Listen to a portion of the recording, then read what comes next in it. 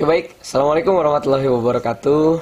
Apa kabar para mudabir dan mudabiro dimanapun kalian berada? Mudah-mudahan kalian selalu berada dalam lindungan Allah Subhanahu Wa Taala.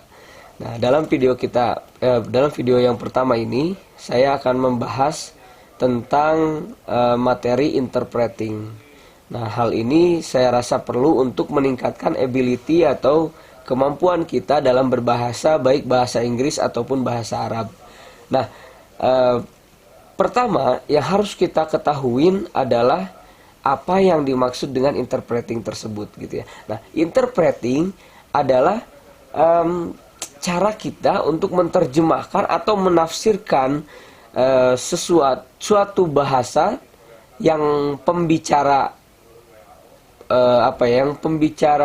bicarakan kepada bahasa yang lain yang akan kita jadikan target language-nya atau target bahasanya. Contoh, misalnya interpreting adalah merubah atau menafsirkan dari bahasa Indonesia ke bahasa Inggris atau dari bahasa Indonesia ke bahasa Arab.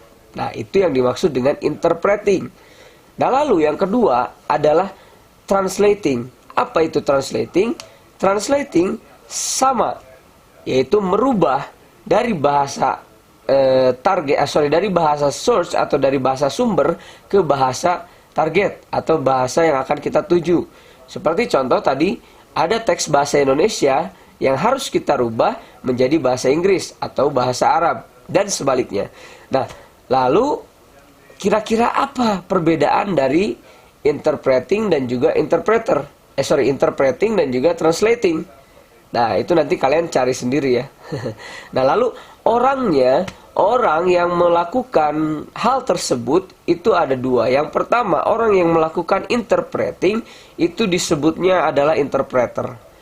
Sekali lagi, orang yang melakukan interpreting adalah interpreter. Jadi bagaimana dia melakukannya?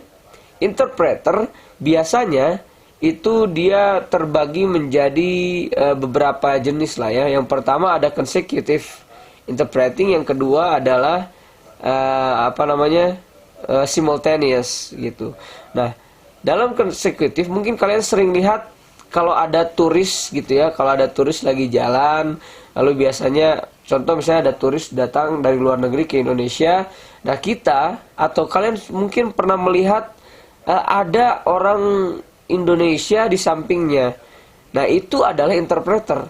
Itu adalah orang yang fungsinya adalah mentranslate ketika dia membutuhkan sesuatu, ketika si turis tersebut membutuhkan sesuatu. Seperti contoh misal, turis tersebut tidak bisa berbahasa Indonesia. Nah, disitulah pentingnya interpreter berada. Jadi, dia akan mentranslate apa yang diinginkan oleh si turis tersebut.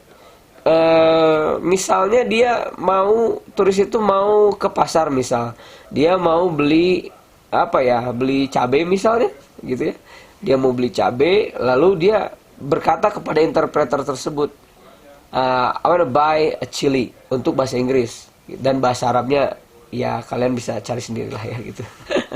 Nah, lalu si interpreter ini fungsinya adalah menyerap apa yang diinginkan oleh si turis tersebut, lalu dia sampaikan kepada pedagangnya yang memang basicnya bahasa Indonesia. Dia sampaikan, saya mau beli cabai. Nah, lalu orang Indonesia tersebut yang penjual umpamanya, dia akan membalas atau dia akan menjawab misalnya berapa banyak. Nah, lalu dibalas lagi oleh interpretingnya dan begitu selanjutnya.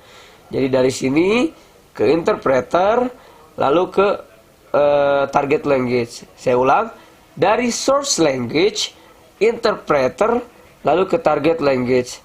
Dari sumber bahasa ke interpreter yang mempunyai basic bilingual, atau bilingual itu memiliki kemampuan dua bahasa ya, dari sumber bahasa ke orang yang berkemampuan atau orang yang berfungsi untuk menafsirkan, ke orang atau ke target language atau ke bahasa yang akan kita tuju.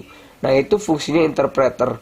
Bedanya, interpreter itu tadi dia melakukan translation atau melakukan penerjemahan atau penafsiran secara langsung atau by oral atau secara lisan.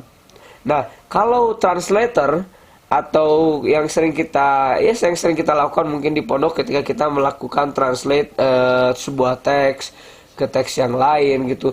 Fungsinya sama sebetulnya untuk merubah dari bahasa sumber ke bahasa yang akan dituju. Hanya bedanya translator itu medianya adalah media kertas dan juga tulisan. Sedangkan interpreter itu medianya adalah secara lisan atau secara langsung. Nah, itu dia perbedaan atau penjelasan tentang apa itu interpreting, apa itu translating, dan orangnya siapa sih, orangnya disebut apa sih. Ya, interpreting orangnya disebut interpreter, dan translating orangnya disebut translator. Nah, itu materi pada hari ini yang bisa saya sampaikan mengenai tugas yang harus kalian lakukan. Setelah kalian melihat video ini, mungkin saya harap kalian tidak merasa cukup dengan informasi yang saya berikan karena waktunya terbatas gitu ya.